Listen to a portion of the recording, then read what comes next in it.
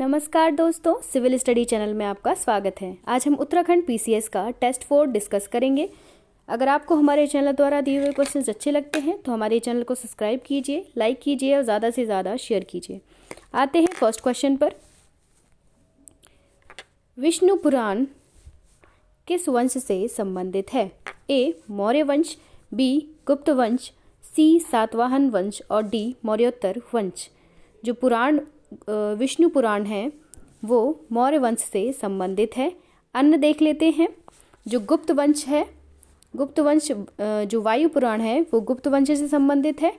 और सातवाहन वंश जो आंध्र सातवाहन वंश है वो मत्स्य पुराण से संबंधित है। तो एक बार रिवीजन कर लेते हैं। विष्णु पुराण मौर्य वंश से, गुप्त जो वायु पुराण है वो गुप्त वंश से, और सातवाहन वंश आंध्र सातवाहन वंश से जो है वो संबंधित है, वो मत्स्य पुराण है। नेक्स्ट क्वेश्चन पर आते हैं। पुराणों में सबसे प्राचीन एवं प्रमाणिक कौन सा पुराण है? ए मत्स्य पुराण, बी विष्णु पुराण, सी वायु पुराण और डी अग्नि पुराण। तो राइट आंसर है मत्स्य पुराण। मत्स्य पुराण जो है वो सबसे प्राचीन है और किस वंश से संबंधित है दोस्तों? आंध्र सातवाहन वंश से संबंधित है। पुराणों में जो है वो, पुराणों के बारे में जान लेते हैं। पुराणों को पढ़ने की अनुमति स्त्रियों और शूद्रों को नहीं थी, केवल वो पुराणों को क्या है, सुन सकती थी। और पुराण जो अग्नि पुराण है वो अग्नि पुराण में राजतंत्र के साथ कृषि संबंधी विवरण भी दिया गया है। अगर क्वेश्चन ऐसा पूछा जा सकता है कि किस पुराण में कृषि संबंधी विवरण दिए गए हैं, तो आंसर होगा अग्नि पुराण। नेक्स्ट क्वेश्चन पर आते हैं। दीवान ए कोही नामक कृषि विभाग किस सुल्तान द्वारा स्थापित किया गया था? A Mohammad bin Tughlaq, B Alauddin Khilji, C Balban और D Firoz Shah Tughlaq. Right answer है मोहम्मद बिन तुगलक। मोहम्मद बिन तुगलक द्वारा दीवान ए कोही नामक कृषि विभाग की स्थापना की गई थी। तुगलक वंश के बारे में जान लेते हैं दोस्तों। इस वंश का जो प्रारंभ हुआ था वो 1320 से 1398 तक रहा इस वंश का शासन। ठीक है, इस वंश की जो स्थापना की गई थी वो गाजी मलिक या फिर तुगलक गाजी गयासुद्दीन तुगलक ने 8 सितंबर 1320 को दिल्ली में सिंहासन पर बैठकर की थी। मतलब दिल्ली में जो था उनका केंद्र था।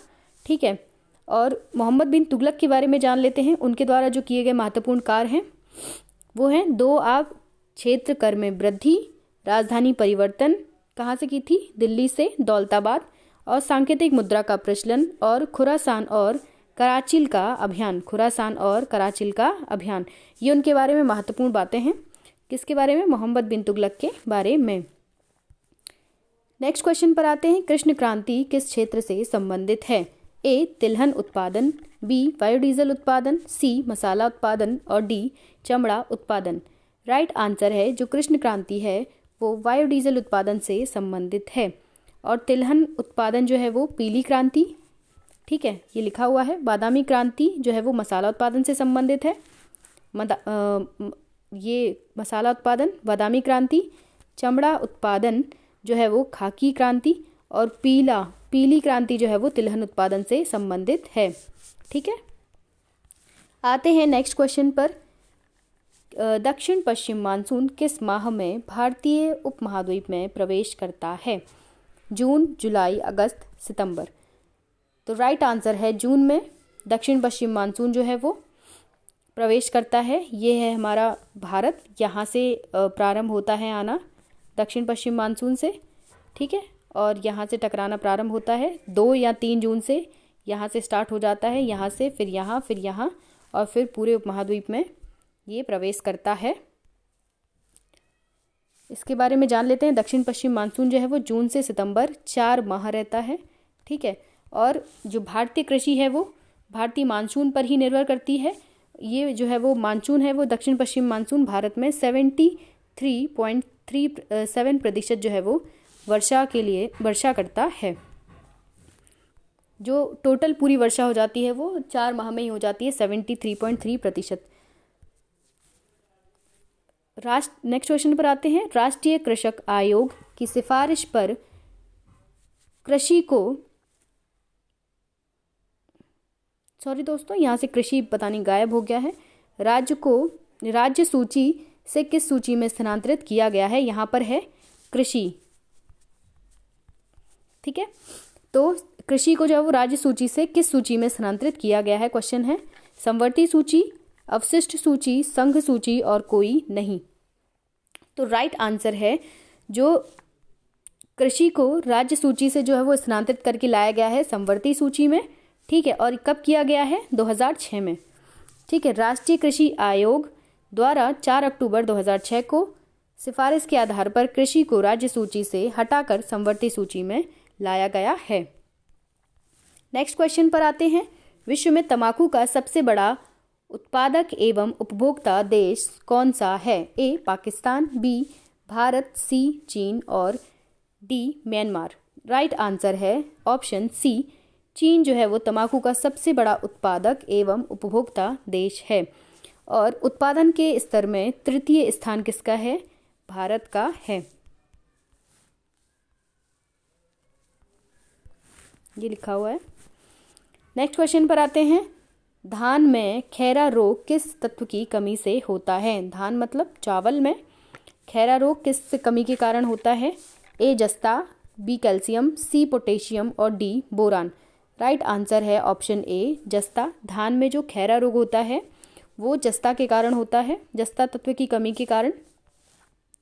नेक्स्ट क्वेश्चन पर आते हैं। विटामिन के का रासायनिक नाम क्या है? Tocopherol, phylloquinone, biotin, thiamine. Right answer है ऑप्शन बी। विटामिन के बारे में जान लेते हैं। विटामिन के से जो है वो विटामिन के की कमी से जो है वो शरीर में रक्त का थक्का नहीं जमता है। ठीक है, रक्त का थक्का नहीं जमता है मतलब चोट लगने पर जो है वो हमारा खून का रिसाव होता चला जाता है और शरीर में क्या है, खून की कमी से मृत्यु होने के भी चांसेस बढ़ जाते हैं। क्या नाम होता है विटामिन के का? फ्लोक्विनोन। नेक्स्ट क्वेश्चन पर आते हैं दोस्तों। International business book of the year award 2021 से किसे सम्मानित किया गया है? ए नितिन राकेश, बी जैरीविड, सी तस्लीम और ऑप्शन डी है ए और बी। राइट आंसर है ऑप्शन डी। नितिन राकेश और जैरीविड को जो है वो संयुक्त रूप से international business book of the year award 2021 से सम्मानित किया गया है। नेक्स्ट क्वेश्चन पर आते हैं। वैश्विक प्रतिस्पर्धा सूचकांक 2021 में भारत का स्थान क्या रहा है? ए ऑप्शन है 43, 44, 45, 47। राइट आंसर है ऑप्शन ए 43 स्थान रहा है वैश्विक प्रतिस्पर्धा सूचकांक में। और यह जो जारी किया जाता है IMD द्वारा जारी किया जाता है, प्रबंधन विकास संस्थान द्वारा जारी किया जाता है। इसमें जो प्रथम स्थान है वैश्विक प्रतिस्पर्धा सूचकांक में वो स्थान है स्विट्जरलैंड का, ये है। और इसमें जो टोटल देश भाग लेते हैं वो 64 हैं, जिसमें भारत का स्थान क्या है दोस्तों? 43 स्थान है और प्रथम स्थान जो है वो स्विट्जरलैंड का है। नेक्स्ट क्वेश्चन पर आते हैं। संवैधानिक उपचारों का अधिकार किन अधिकारों में निहित है? ए मूल अधिकार, बी प्रस्तावना, सी मूल कर्तव्य और डी आर्टिकल 32। राइट ऑप्शन है मूल अधिकार। मूल अधिकारों में ही जो है वो संवैधानिक उपचार निहित है। ठीक है, और ये जो किस आर्टिकल में दिया है? आर्टिकल 32 में दिया है। लेकिन ये आर्टिकल 32 जो है वो किसके अंदर आता है? संवैधानिक उपचारों के अंतर्गत आता है। 12 से 35 के अंतर्गत जो है वो मौलिक मूल अधिकारों का वर्णन दिया हुआ है, जिसके अंतर्गत ये आर्टिकल 32 भी आता है। तो ऑप्शन ए राइट ऑप्शन होगा।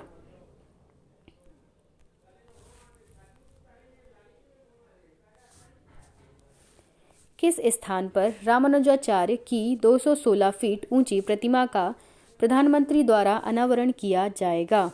ए हैदराबाद, बी बेंगलुरु, सी तिरुवनंतपुरम और डी चेन्नई। राइट आंसर है ऑप्शन ए हैदराबाद में जो है वो 216 फीट ऊंची रामानुजाचार्य की प्रतिमा का अनावरण किया जाएगा प्रधानमंत्री के द्वारा। Thank you for watching. अगर आपको हमारे द्वारा दिए हुए क्वेश्चंस अच्छे लगे हैं तो हमारी चैनल को सब्सक्राइब कीजिए, लाइक कीजिए और ज़्यादा से ज़्यादा शेयर कीजिए। Thank you for watching.